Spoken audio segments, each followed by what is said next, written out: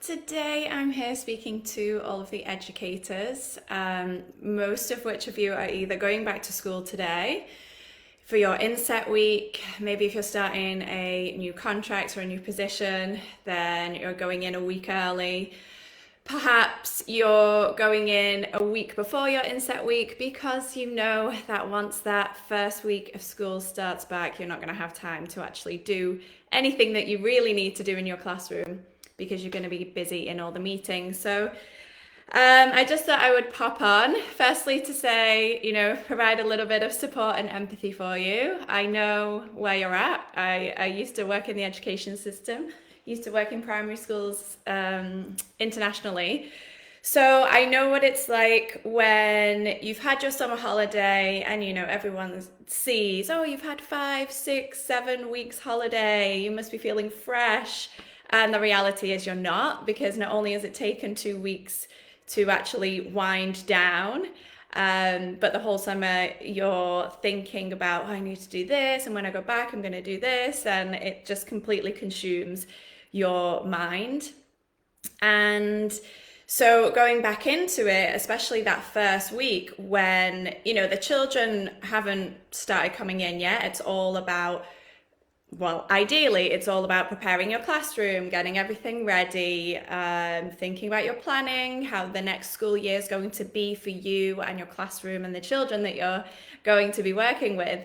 But the reality is you go into school and it feels like it's all about pointless meetings, trainings that you don't really need, learning about new systems, about things that you don't even really want to be doing, new computer systems that you don't really care about, that are going to help you or not really help you to write your reports in a different way or your observations. So I know, especially this first week back, a lot of teachers go back into it feeling burnt out already before the school year's even happened, overwhelmed, not rested physically, definitely not rested mentally. And you might have a little bit of excitement about going back, being back with your team again, and about the new school year and the children that you're going to have in your classroom. But a lot of that excitement can be taken away pretty rapidly as soon as you walk into the school, because it just feels like, hey, welcome back. Here's all the stuff that you don't really want to do, the stuff that you don't want to learn about, the meetings that you need to focus on. Here's a massive big agenda of stuff you need to do before the children even get here next week. So it can feel really, really, really overwhelming. And I know what this feels like, and I know it's really difficult to kind of help yourself or even control your own mindset, especially when you're going into a school where you're around a lot of other educators who are feeling the overwhelm, the burnout. Maybe there's a lot of negative talk, a lot of negative mindset, and it can be really difficult to pull yourself out of that. It's completely understandable. Anyone who knows me from 12 years ago, my pre-yoga teaching days, I definitely was struggling with that negative mindset of returning to school and just thinking like, oh, I'm so overwhelmed with all of this already, and it's 8:05 on the first day of inset. So I get it, and I personally just wanted to share a couple of techniques, like coping skills, I would say, for all of you educators that might be feeling this. And it helped me. It's like I'd say coping strategies to kind of keep you sane, if you will, and to keep your mental attitude a bit more positive and optimistic, let's say. And this is not so that you can be positive for everyone else, and this is not about fake positivity at all, but this is about for your own mental health as a human being, as an educator, as someone who's trying to support children, trying to support other educators, trying to support parents. You need to firstly help yourself. You need to have genuine mental health, not fake positivity. And so I have a couple of strategies that I used to use. And to be honest, I started using this once I'd really once I became a yoga teacher, actually. And I knew that this was my last year, definitely, in the education system. You know, when you know, it's like, you're ready to leave. And then about 4 years later, you actually end up leaving. But for some of you, you might also be feeling that, like, okay, this has got to be my last year in education. And then I need to move on to supporting children and teens in a different way. And that's definitely where I was at. I knew it was going to be my last year in the education system, and I was transitioning into moving into working in children's yoga and well-being. And so I started to use a couple of kind of coping strategies to help me through those difficult times in the education system. And this is nothing to do with the children. This is like the times where you are sat in those meetings, death by PowerPoint, CPD days, struggling with technology of like, I don't understand why we have this new technology, or why have we got this new phonics program? It doesn't even work very well. So the first thing that I started to do that honestly really, really, really helped me so much is so simple. But in the mornings, when I would wake up, or often I wouldn't really have time when I would wake up because I was so busy, get my cup of tea, grab my fruit, get on the ferry, because I used to get a ferry to go to work. So I would do it on the ferry. But I would write down 3 intentions for the day. So it could have been three intentions that were about me, really. So nothing like, oh, I'm gonna be the best teacher that I can be today. That would have been a good intention. But really my intentions were things that I was gonna do for myself. So it was like, at lunchtime, I'm gonna go outside for 5 minutes and just be by myself and just literally just breathe, or go and sit in the grass for 5 minutes during my lunch break. After work, I'm going to go for a long walk or go to a dance class. So I would set intentions that were for myself. And sometimes I knew that I wouldn't have a lot of time. I wouldn't have a lot of energy after the school day. So I would just do small things, like I'm going to sit on my balcony and drink a cup of tea. Like that was my intention, because I knew that those kind of things help me to decompress, help me to just become a bit more appreciative of life in general. And I know that I need that quiet time by myself. So I would set 3 intentions at the beginning of the day, and it was things that I would kind of look forward to. Just simple things like, I'm literally going to sit on my balcony at 8 o'clock at night when I get home and drink a cup of tea. And I would always make sure that I do those things. And those intentions could have just been things that and you can call it something different. I suppose it's not necessarily an intention, but it's like something that you're going to do in the day that is for yourself. Like you can call it self-care, but something that you know is going to help you to relax and just become a bit more appreciative of life in general. And just something that's all about yourself. It's not about giving, it's not about supporting, it's literally about self-care, literally taking care of yourself and refreshing yourself or resetting yourself at certain points in the day. So I did three intentions for my day, and then also 3 things that I was grateful for. And I still do that now. I have done the gratitude every single day for about 10 years or so. And it really does change your mindset. It changes your approach to pretty much everything in life. But if you're on your way to work, whether you're driving, whether you're sat on the tube, the metro, or the bus, and just think, it only takes like 1 minute or less, 3 things that you're grateful for.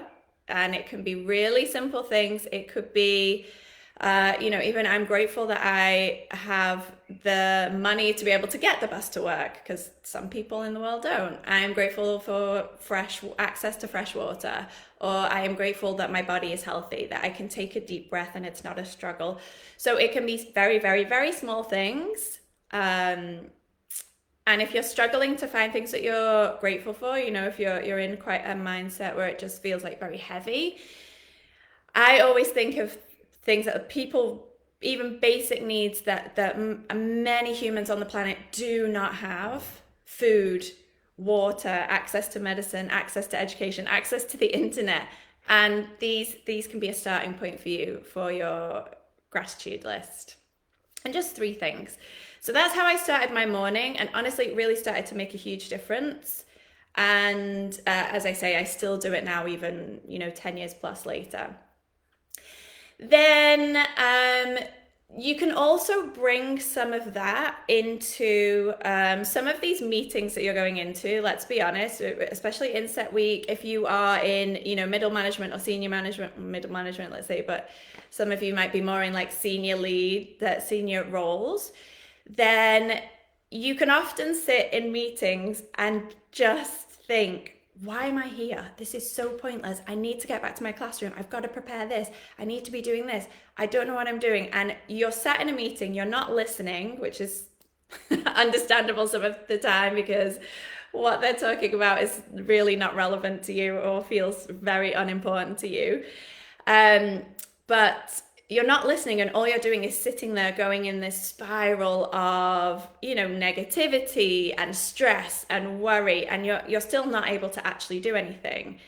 So it is starting to control those thoughts, and those thoughts are going to come in like, oh, I need to be doing this, I need to do that, and this big long to-do list will be there spinning around in your head.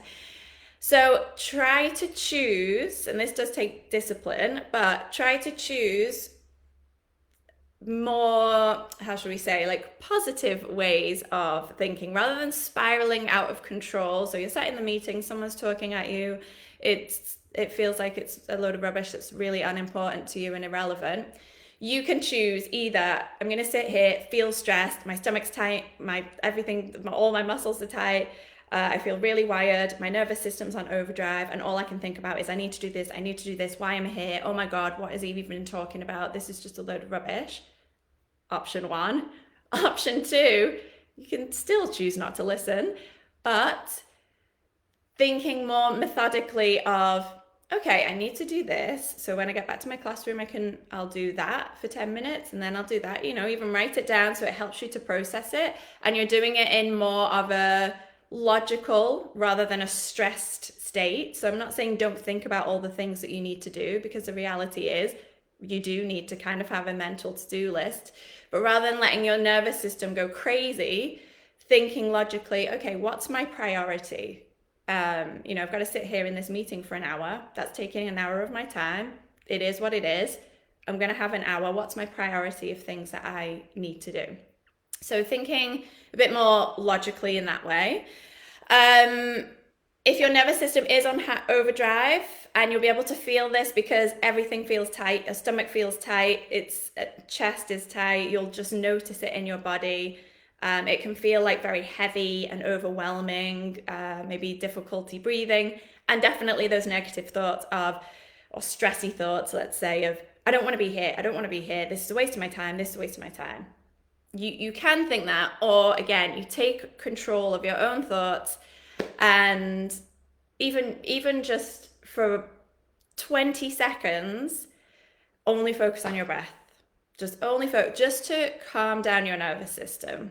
And it doesn't even have to be 20 seconds. It can be one breath. It could be 10 seconds.